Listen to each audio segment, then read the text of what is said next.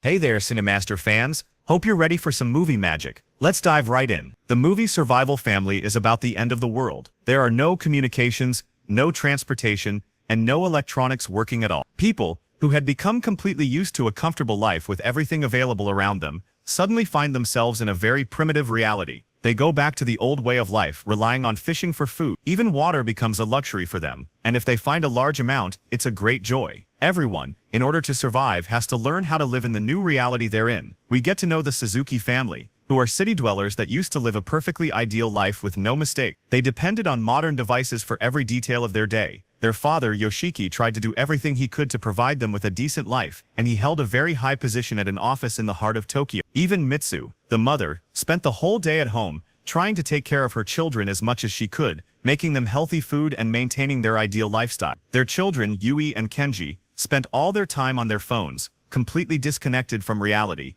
as they were teenagers. This was the case for almost everyone around them, because with all the progress in technology, people became completely dependent on social media, electricity, transportation, and anything that could provide them with comfort. No one could imagine that one day they would have to give all that up and return to the primitive life humans used to live. All this changes suddenly, when they all wake up one day and find that the electricity is out across the whole country. At first we see Yoshiki wake up startled, and when he sees that the sun has already risen, he realizes he's very late for work as usual. He's surprised that the alarm didn't ring, and when he looks at the clock, he sees that all the clocks in the house stopped at 3. Even though he's puzzled, he tries to get ready quickly to go to work. Mitsu gets very upset because all the food in the fridge has spoiled since it also stopped working. She tells him that the power went out for no reason, and that this has never happened to them before. As soon as their daughter hears this, she runs to her phone and finds it's also off and won't turn on at all. She's shocked because she's very attached to her phone. Her brother tries to check the fuse box, hoping there's a problem he can fix quickly,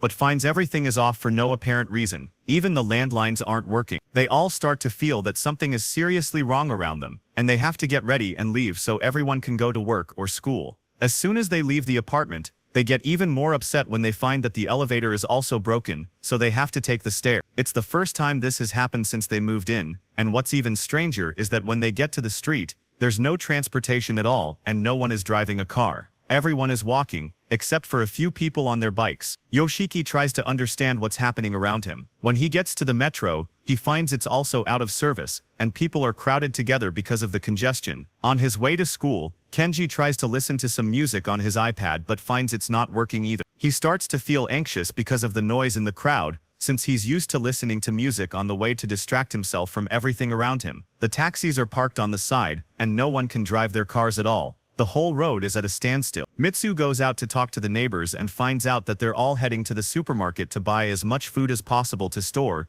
because the situation is worrying and something is clearly wrong but no one knows what it is. She decides to do the same, but realizes she forgot all the money upstairs, so she has to go back to the apartment to get it. The biggest problem is that she has to climb the stairs up to the 10th floor again to reach her apartment. Finally, Yoshiki arrives at his office and finds that all his colleagues are late like him and that what happened is affecting the whole city, not just him. Since the electric door isn't working, they have to break the glass door to get into the company building. When they get to their offices, they realize all their efforts are wasted because none of the electrical devices are working, and no one can do their job or even follow up their work. Then the son and daughter arrive at their school, which is in chaos, and even the teachers haven't arrived. All classes are cancelled, and the students are, of course, very happy about this. When Mitsu goes to the supermarket, she finds that most things have been taken and there's hardly any food left. She realizes people, out of fear, have hoarded huge amounts of food, and no one can control the situation. She buys whatever canned food she can find, since that's all that's left, and gets some sweets in case they come in handy later. She finds out payment must be in cash because all the payment machines are down. At the same time,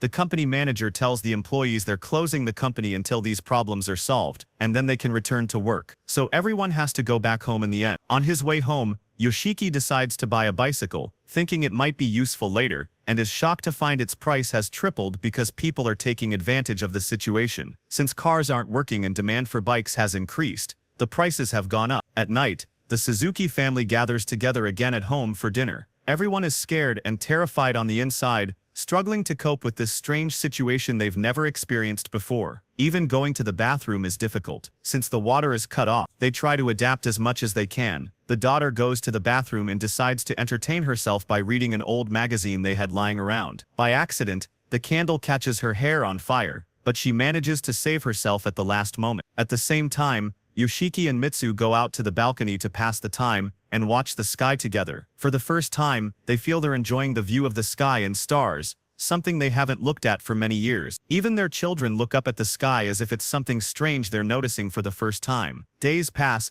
and by the third day of the disaster, the house is a mess. There aren't any clean dishes left, and all their clothes are dirty. Their life is completely primitive. Mitsu tries to solve the problems as much as she can, taking a few pieces of clothing and trying washes them by hand, so they can find something to wear afterwards. And of course all the school's offices and companies are closed because of the situation in the countries, and no one knows how to keep up with their work. Yoshiki goes back to his office to collect some things, and his boss advises him to be careful because the situation is not good, and that he must find a place outside the country to escape to. Yoshiki actually thinks about his boss's words and decides to withdraw some money from the nearest bank because he will definitely need it later. There is a huge chaos in front of the bank, and everyone wants to withdraw their money, and everyone is afraid for their lives and tries to protect themselves in every way. In the middle of all this, Yoshiki's documents fall to the ground and he tries to collect them as much as he can, but the situation is very difficult and people keep stepping on him, and no one cares at all about what happened to him. At the same time,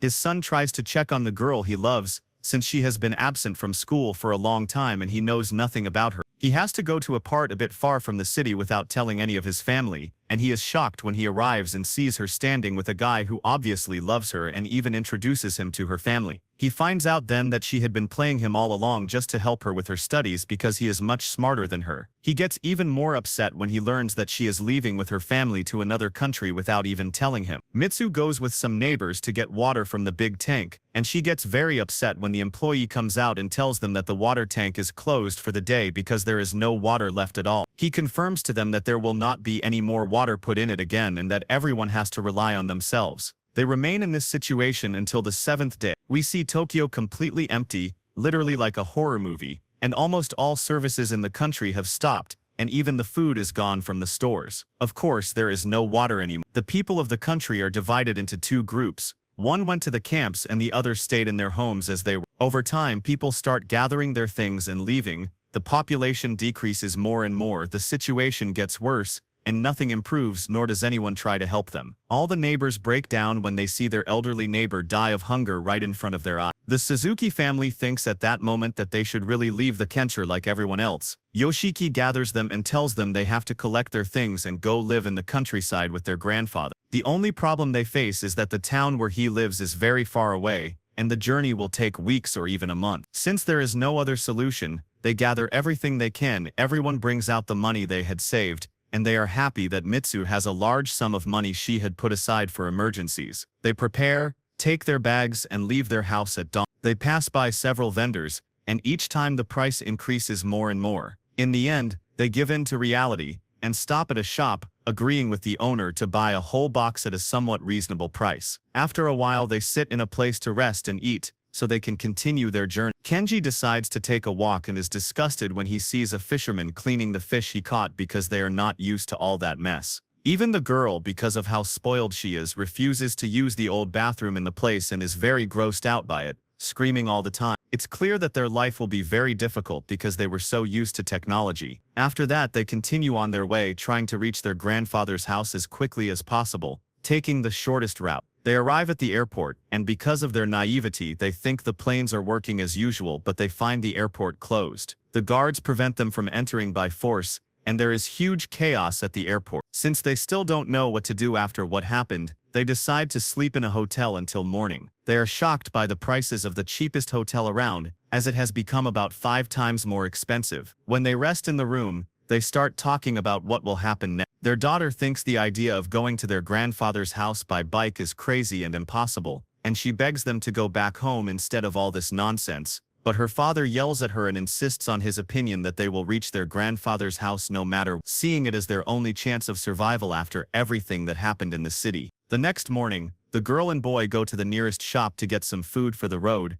and Kenji accidentally finds a map of the whole area, and decides to take it with him because it will definitely help them on the way. At the same time, Yoshiki decides to buy another bicycle to make the journey easier and faster. The shopkeeper refuses to take money and uses a barter system, exchanging the bicycle for some food and water. The shopkeeper's wife refuses to take an expensive watch from someone in exchange for some rice because she sees that now, a watch has no value, nor does money. In the end, Yoshiki and Mitsu manage to buy the bicycle with great difficulty and continue on their way with their children. Because they are following the map, they find themselves at a dead end and no one knows where they are. They have to follow the signs in the street, which is the first time they've ever done that, until they reach a very crowded road full of people. They rest on the side and try to think carefully about every step since the situation is very difficult for everyone. They act very selfishly with anyone around them, refusing to give anyone any food or water. At night, one of the people is forced to steal a bottle of water from them because he is very thirsty. Kenji sees him and insists on following him,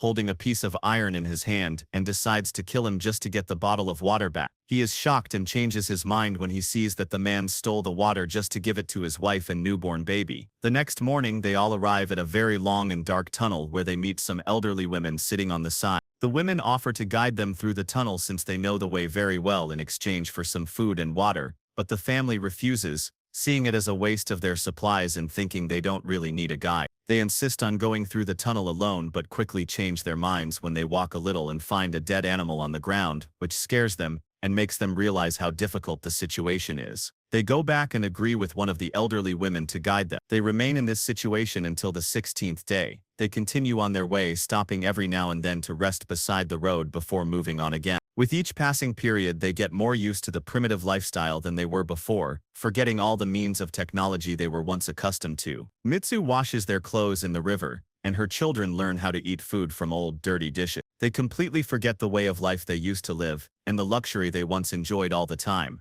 Yoshiki decides to drink water directly from the river without even checking if it's clean or not. Unfortunately, he doesn't realize that this is a huge mistake. After a while on the road, the weather suddenly turns, and it starts raining very heavily. They are forced to gather their bikes and hide in a safe place. At that moment, Yoshiki begins to feel terrible pain in his stomach, not knowing the cause. He has to leave his wife and kids to go to the bathroom. After things calm down, they become very upset because they find their bikes ruined and most of their belongings destroyed and damaged. The situation literally gets worse and worse. Because of the contaminated water Yoshiki drank, he becomes even sicker, collapses to the ground, and loses consciousness. His children run to the shops looking for supplies to fix their bikes and buy some canned food to eat so they can continue their journey. When they open the food, they find it spoiled, refuse to eat it, and throw it away again. Yushi throws away his mobile phone since it's now completely useless, even though it used to be the closest thing to him in the world. He uses the phone cover to fix the bike since it no longer has any use. On the 22nd day, all the food they have is almost gone, and they are forced to eat cat food because things have become so difficult to the point that they even get used to it afterward and have no problem eating animal food. With time, they meet another family and become very jealous of them because they seem stable and are coping with the situation much better, with much more experience. Yoshiki feels very embarrassed in front of them because their father is able to take responsibility, unlike him, since he has no background in primitive life, doesn't know how to hunt, get food, or do anything for his children. Out of embarrassment, he distances himself from them and refuses to interact until the man suggests they travel together on the same path. When they find out their paths are different, they become friends, get to know each other more, and grow very fond of each other. Just before they part ways, they suddenly learn the bitter truth. What's happening in their country and city isn't limited to just here, it's happening all over the world. This means there's no way to survive. We reach day 43 together. Their daughter begins to break down completely and loses control,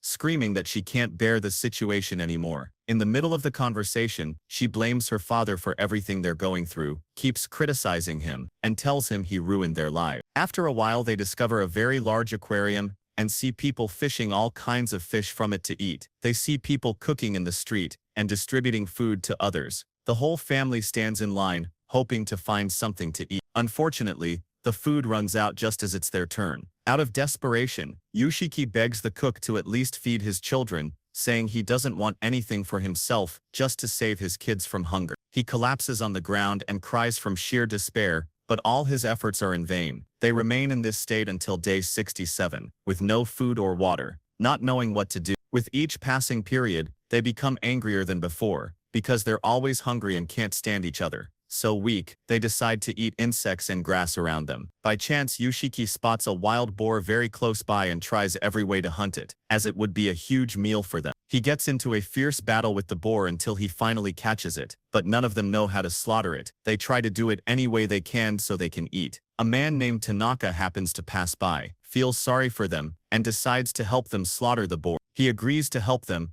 and give them food and water in exchange for taking the whole boar and giving them just a portion. Afterward, they eat ravenously, and none of them can hold back tears of joy that they're finally eating like other people. Tanaka forces them to help him slaughter the boar so they can learn more and makes them stay with him for a whole week at his house to help him and rest at the same time. Each of them is overjoyed to use a bathroom with running water, eat good food, and finally sleep in a decent place after all that exhaustion. That night, Mitsu apologizes to her husband for all the anger she's shown him, saying she didn't mean it and that she loves him. Since Tanaka is very old, he finds them very useful and they help him fend off animals. Together, they manage to hunt more than 20 boars and are delighted with the large bounty they've gathered. Tanaka is so happy with them that he offers for them to stay with him forever, but Yoshiki refuses, explaining that they must reach their grandfather's house and live with him. When they insist, Tanaka gives them a large amount of food to last them the journey and helps them prepare before they set off again. When they reach the bridge,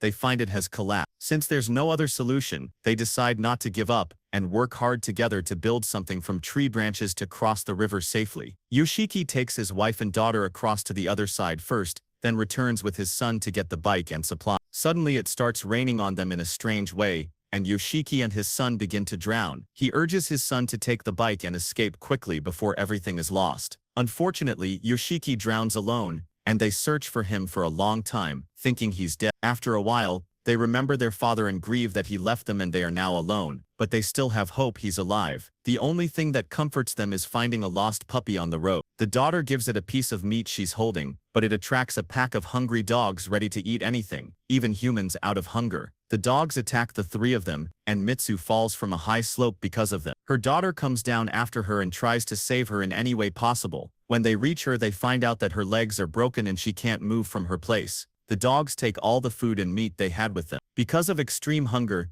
the dogs attack them again and this time try to eat them. The only thing that saves them from death is that an old train suddenly appears and makes a very loud noise. The dogs get scared and run away quickly before the train runs them over. The three of them are shocked when they find the train full of people and learn that these are all the people who escaped from Tokyo and are looking for a safe place to live. A doctor gets off the train and tries to help them to treat her legs and learns what happened to them, that their father died, and he feels very sorry for them. At that moment, Yoshiki wakes up and finds himself in front of the river and realizes he is still alive after all. He saves himself from the crows that were gathered around him and trying to eat him. He decides to continue on his way for the sake of his family even though he has no food or water and his health is at its worst until he gets into an old car and decides to rest there for a while. Suddenly he sees a train approaching him and thinks it's an illusion and tries to ask it for help. When he focuses more and realizes the train is real, he decides to use the flare gun he had, which his son had given him before, to attract the train's attention. Mitsu and her children are shocked when they learn that her husband is still alive,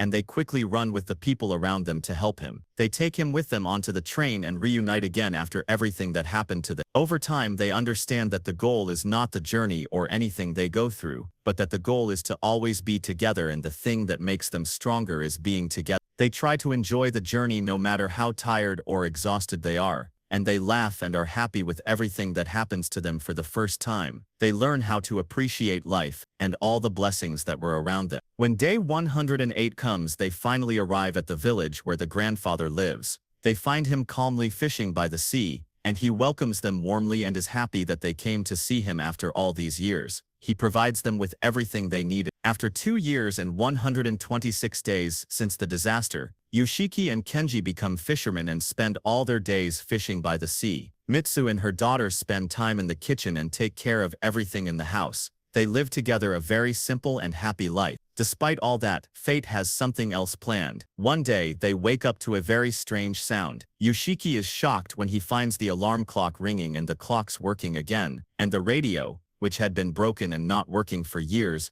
also worked. Even the village bells started ringing. This means that the electrical devices have started working again, all over the world. After things settle down, The Suzuki family returns to the city and resume their normal life full of civilization and technology everywhere. But this time, they treat each other in a very different way, love each other more than before, and are very close. Despite all that, they still remember all the bad and difficult moments they went through, and their journey, which none of them could ever forget or forget any detail of. And here our movie for today ends. I hope you enjoyed it as much as I did. If you did, make sure to subscribe for more awesome content. Thanks for watching, and I'll catch you in the next one.